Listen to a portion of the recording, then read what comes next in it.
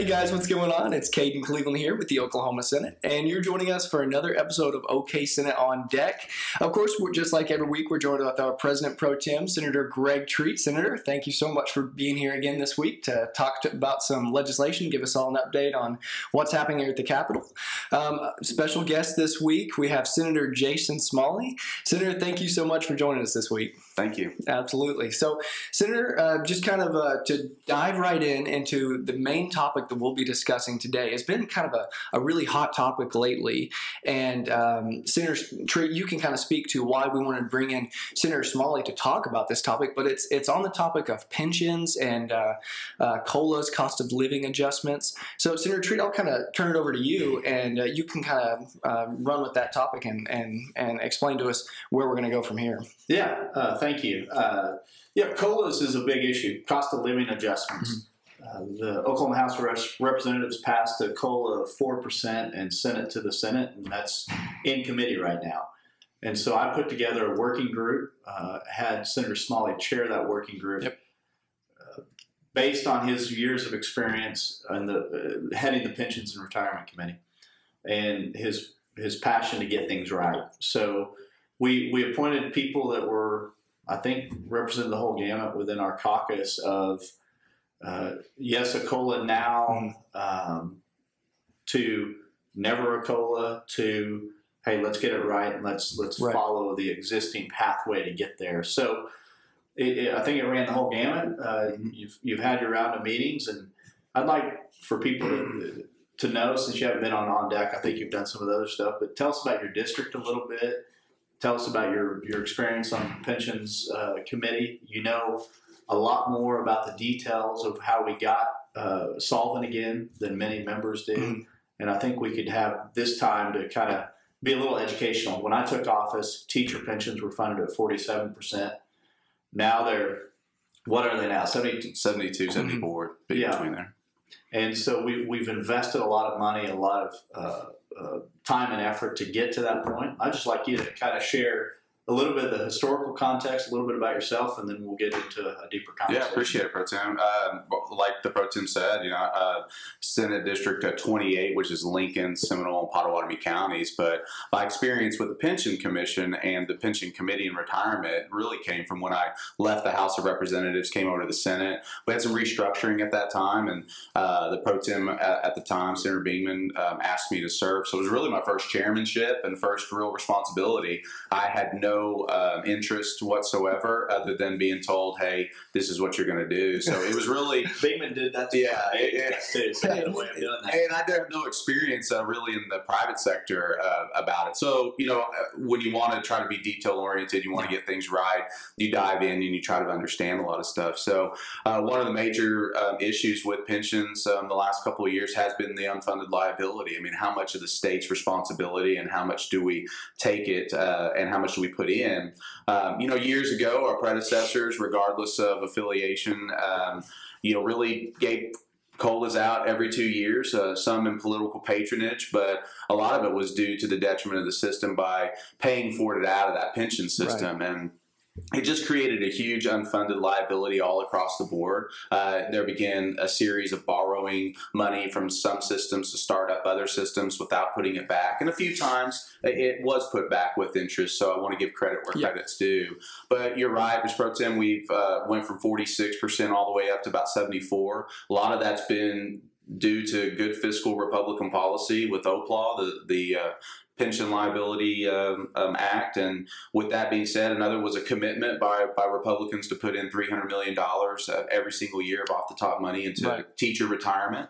And so that's been an understanding of not only just myself, but members that came before us and folks that will come after us. So, well, years of mismanagement, regardless of party affiliation, led us down a very dangerous path. That the underfunded liability, number one, it jeopardizes the ability of someone who's worked their whole life as a teacher, a public employee, a firefighter, a police officer in the justice system. We don't know if they're really going to have that retirement they were promised if it goes insolvent. But furthermore, it impacts our bond rating, and when the state borrows money or municipality borrows money or school district borrows money, they have to borrow it at a much higher interest rate, much like a credit score for an individual, our credit score was going down because of that. Absolutely. Pension liability. And the work of you and many others, your leadership on it has helped us get to this point. But we're now in a good position. So we're in a much better position. Yes, I should right. use the language. We're much better positioned. So the tendency is to say, hey, we'll never get back into that again. But we can't be naive to think that we could get us in that position as well. I think you hinted on something there, Pro Tim, where one of the main questions going on right now is that people know, hey, we've saved up, and these retirement funds have more money than they used to have. Therefore, we can afford to do cost of living adjustments. But as Pro Tim Tree, as you mentioned there's so many more variables that go into that equation than just, is there enough money to pay for this? Because you mentioned the bond rating and just several other factors that go into that before this decision can be made. It's good you mentioned the OPLAW rules, that those standards were put in place to make sure that those variables aren't overlooked. Is that kind of correct? Absolutely. I mean, it was put in place to specifically stop the legislature from pulling money out of the fund and basically being able to pay for it out of that, which would ultimately drop the percentage of the funded liability, right, and create a spiraling down system. The OPLAW law really just blocked us. The way that it was written, and still as is you have to hear a bill the first session, you have to send that to an actuary, have that analysis done, and then it comes back, and if it's a positive analysis, you can enact and vote on the legislation in the second year of the session. So let's completely understand that while OPLAW will still exist, if it always is in its current form, they'll never be able to be a COLA given. So I think you have to look at redefining a little bit of that COLA, as the Pro Tem said. I mean, we have gone leaps and bounds and strides on creating a better solvent system. Now, that's up for debate on what number you agree or disagree on. Yeah, 80% gets thrown out, 90% gets thrown out. Some people say no, not until 100%. Absolutely. Yeah. So we don't really have that number defined in Oklahoma. The national standard is somewhat at 80%, but 80% where I come from, still a B, and you probably got that grade rounded up from a C. So is that a positive or not, and how much do you pull out? And when you do pull out so much, at what percentage, it could drop you at a certain rate. So I think we have to look at it and address it now. But again, we have to give credit to our predecessors, Randy McDaniel and Mike Mazie and folks like that really put those emphasis in place. They were good fiscal Republican policies. But I think we have an opportunity to reform OPLAW as a good fiscal Republican policy to still give those that have served a COLA every few years, but do it in a manner in which we understand what it does to the system and we don't fall back into that trap. Gotcha. Yeah, I mean, that was my first session out here when we did that, and it was a painful experience because, when you're messing with someone's perceived ability to get a COLA down the road, we weren't the most popular people in the building, and I was brand new, so I was learning under Mazie and McDaniel of how do pensions work, how do other states do it, how did we get into this situation. We had to take some really, really tough votes, extremely tough votes, but it has paid dividends into those, literal dividends into those funds. Right. And we've got to make sure that we respect those people who've been through the system, try to help, but also be responsible with taxpayers' money. The $300 million that we kind of glossed over earlier that Senator Smalley talked about, that's not an insignificant number at all. That's money that could be going into common education for, books and classroom funding or teacher pay, or could go to, do a new trooper academy. It's money that we're having to spend now because of mismanagement in years past. That is a very significant amount of money. And I think that $300 million, isn't that just the teacher retirement? That is. You hit on a good point. I mean, again, all 6 systems are funded differently. So that's where I don't think you can actually just address the issue of COLA and combine that to one. Because they're so different? Yeah, they're so different because firefighters, they're paid 46% of the insurance premium tax goes to firefighters. The other 14% of that goes to police. The rest of it goes to the GR. So we could adjust that again, $300 million off the top from teacher retire from all of our apportionments go into teacher retirement. You have this year another big topic: judges, which are 100 and some percent, about 110% fully funded at their pension. We're set to pay 20% of that on our cost, but it's automatically going to go up to 22%. So a lot of members are saying, well, why do we have a pension system on that side that's above 100%, but we're about to address to put more in, but then yet again we have these unfunded ones, or at least lower numbers such as firefighters and teachers, and why aren't we adjusting that or offset? Can we go from 46, or I should say it was 36% to 40%? That might be a legitimate number on moving the needle on that insurance premium, but you would take that out of the GR, then you would apply that. And again, some folks are against the $300 million to go to the teacher retirement. Some want to see it there. So again, it's a complex issue because it's 6 separate systems, all funded differently, and the requirements for those retirees to access it are all different as well.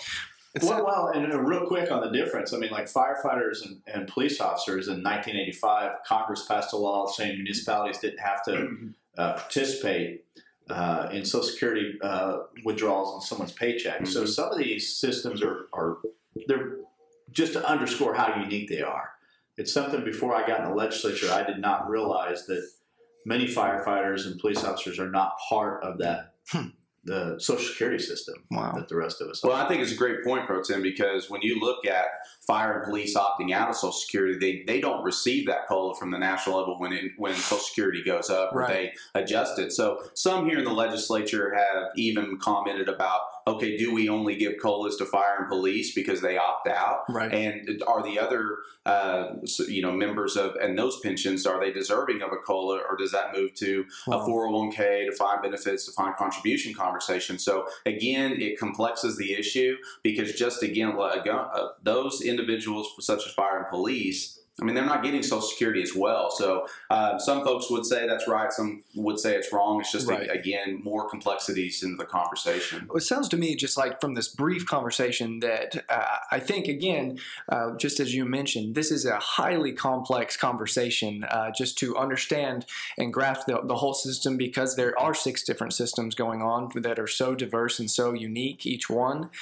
So it's very, very difficult to have a very simplified conversation about it. But for somebody at home who is listening to this and they just want a brief understanding of like kind of a 300,000 foot view over the pension systems and what's going on, can you just kind of give us a quick summary version of what's going on exactly? Did you say 300,000 foot? 30,000? I don't understand the saying. I've used 3,000, 30,000, and 300. It just keeps getting higher. So maybe the 3 million foot view, if you'd like, over the whole conversation. Senator, I'll kind of turn it over to you for that. Yeah, I think that we have obviously a bill out there that's giving a 4% across the board, depending no matter what system is, and I think we have to respectfully look at that and what does it do to each system. I think you're going to have to break up the systems and run each individual system, because I think you have to understand the impact of that. So members are going to be forced to look at each individual system, I believe, when it's all said and done. One of the issues that we have now is do we just pass something and do that and then reform it? I do think that we'll end up reforming it over a period of time. Is that done through an interim study? Is that done next year? Is that done this year? We have to have those conversations. But obviously that bill's there as a hot topic because people, they would love to have that adjustment. We understand the gasoline, milk, everything out there, the buying power, the dollar's gone down for some of those retirees, and we want to be able to do something. Again, I still state, and I always want to give credit due. Good fiscal Republican policy got us here to where we now can have a conversation on establishing or redefining that policy. To move forward on rewarding those retirees. So I think this legislature is tasked with a daunting task to do so, but it's still in the name of good fiscal Republican policy that we're able to address pension systems that are moving in the right direction. That's good. Okay, now I'm changing subjects on you. Yes, I'm going to play host for a second. No, you're great. Go ahead. So we filmed this before. Shocking, I know. But this is Friday. This will air Monday. This week we did some historic in the Senate, and Senator Smalley was part of it. in that we revamped our executive nomination confirmation process. Yes, absolutely. And Mr. Eric Stevenson, who is the governor's nominee for the OU Board of Regents, which we're both alumni of OU. I'm wearing this orange tie for Baker Mayfield, not for any other school. It's a Cleveland Browns orange, not an OSU orange. I need a true Cleveland Browns orange, but this is as close as I have. And but Mr. Stevenson, there were some concerns early on when Governor Stitt nominated him. He's from Ohio. And there many members had questions. So I told Eric Stevenson, I said, I'm really sorry. We're revamping the confirmation process, and you're the first one to go through it. But he performed beautifully through it. Perform's the wrong word. He's an excellent pick. Yeah. Who I had about a 45-minute phone conversation with him and walked away from that phone conversation convinced that he was the right guy. Right. Senator Smalley had some questions. I texted Eric his cell phone, and I think he called him that day. Many members did that, but it's a new way we're going to do confirmations out here. And we had that meeting, I think 35 minutes of questioning. But just give us your perspective on that, because you talked up in committee, you debated for him and talked about the process. Give us your perspective on that. Well, I take the confirmation extremely serious. You know that, Mr. Pro Tem, I've challenged a few in the past, won and lost, but I think it's our due diligence to vet these individuals on what they're going to do. Right. I do take the OU Regent one very personal. I mean, obviously that's my alma mater, my love for the school, and I just sent them, Joe Castiglione my check for my donation for my seats. But nonetheless, my money does go down there, and my kid wears number 6, and we got a Cleveland Browns banner over in my office the day that he was drafted. Man, I've been a Cleveland Browns fan for at least 12 months. The day he was drafted, we were ordering everything. All of a sudden, Cleveland Browns became the #1 NFL team in Oklahoma. It was. Yeah. But I have a lot of love for that university. I wouldn't be where I am today without it, and that's why I love to donate my time, my money, and my energy down there. But I thought the process went extremely well. I was very delighted to see that we had members all across the spectrum ask many different questions. We've had a lot of issues down at OU, from the president issues to racial diversity to finances, you name it, it's happened over the last 12 to 18 months. And I think it's great to get somebody from an outside perspective. I was one of the individuals that had some concerns with him living in Ohio. But after Eric called me and we discussed it over the phone, I really walked away from that, changing my way of thinking on, hey, how can we have somebody outside of Oklahoma still be a champion for Oklahoma and other states? And so obviously with him being in Columbus, Ohio, there at the, born and raised in Wagner. Yeah, born and raised in Wagner. We have to always recognize that.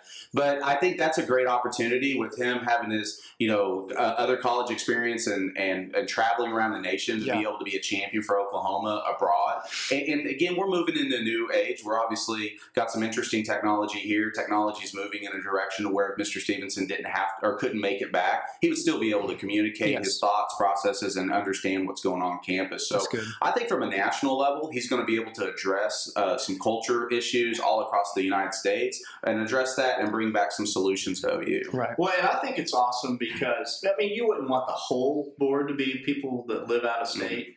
He's got a passion for OU and for Oklahoma. His wife is from Oklahoma City. He's from Wagner. They come back oftentimes already to visit family. And he was already a voluntary member of the Price School of Business overseeing that. But having an alumni from an Oklahoma university, the University of Oklahoma, that has been successful, that has risen to the upper echelons of his industry, to be the vice president of Nationwide at Finance Insurance. That's a really high mark, not only for the University of Oklahoma, but for Oklahoma to say, look, this person was born here, raised here, educated here, and he is extremely successful. Yeah. And he has seen the world, he has seen the nation, and he can bring back best ideas, best practices from other places. I think it is a huge asset to the University of Oklahoma and to the state of Oklahoma to have someone that travels all 50 states to bring back ideas, to bring leadership styles that he's learned through his business practices.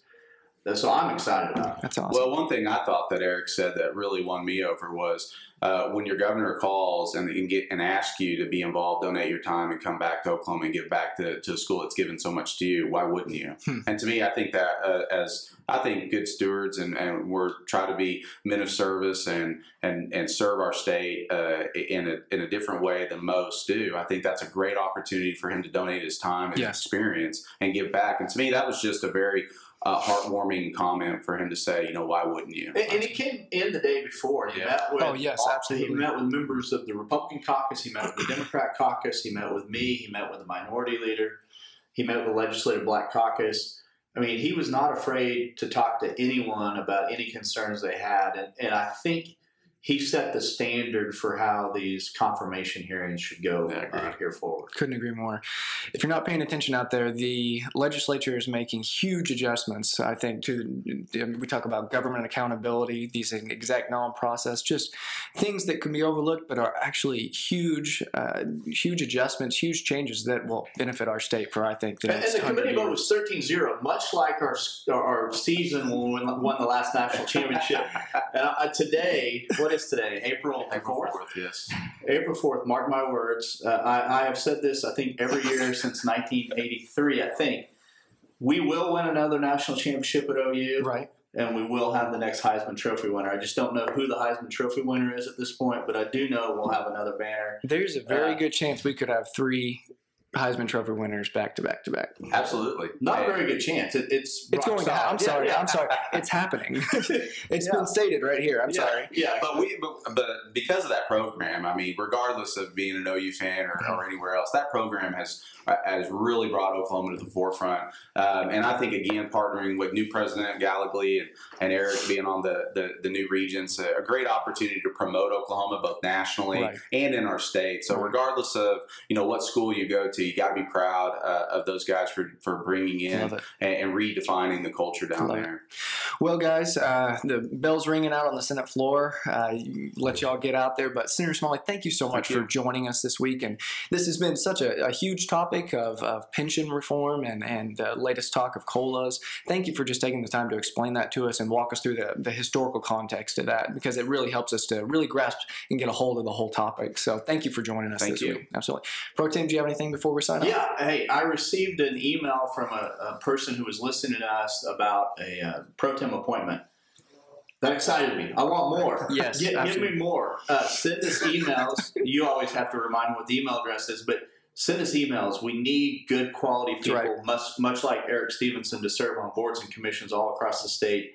I'm blessed to be able to appoint those people, but I need good people. So keep the recommendations coming. Great word. Yeah, you can find those, and if you are interested in serving on a board or a commission, you can go to the OK Senate website. There's a link there that just on the home page that shows you all of the latest boards and commission positions that are available. If one interests you, send us an email here. If you have any questions for us here on the podcast, you can email us directly at ondeck@oksenate.gov, or you can visit our webpage, the new Pro Tem webpage. It's at protem.oksenate.gov. That has articles, videos, graphics, our podcast here, really just all the information that you need to know, latest info on what's going on here in the state of Oklahoma. So, Senator Smalley, anything else before we sign off? No, thank you for having me. Awesome. Well, hey guys, thank you so much for joining us. I hope you've been able to learn a little bit about pensions, a little bit more about the revamped exec nom process, and about how OU is now going to have the next Heisman winner and have the next national championship called right here by President Pro Tem Greg Treat. Guaranteed. So, absolutely. There you go. Take it to the bank. Thanks, guys, and we will see you next week for another episode of On Deck. Bye.